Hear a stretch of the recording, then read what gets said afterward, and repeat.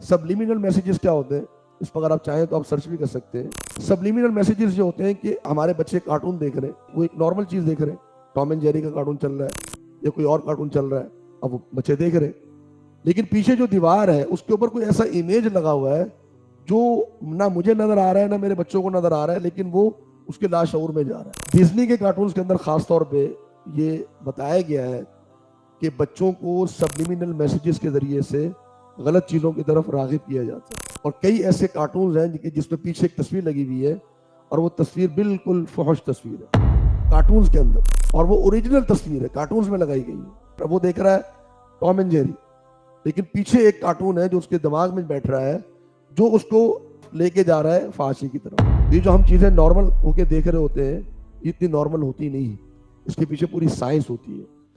जो आज हमारे बच्चे, क्या वजह है कि वो चिप्स और टॉफी और बिस्किट्स के अलावा कुछ नहीं खाते? इनके अंदर ये नेचर क्यों परवान चढ़ गई? आप घर की कोई चीज बना के दे वो नहीं खाएंगे, लेकिन ये खा रहे होंगे। क्यों खा रहे होंगे? क्योंकि हम और आप बैठ के एड्स देख रहे हैं, जो एड उन बच्चों के अंदर जाके उनके अंदर इस रिस्पॉन्स को परवान चढ़ा रहे हैं, उनका वो टेस्ट डेवलप कर रहे हैं।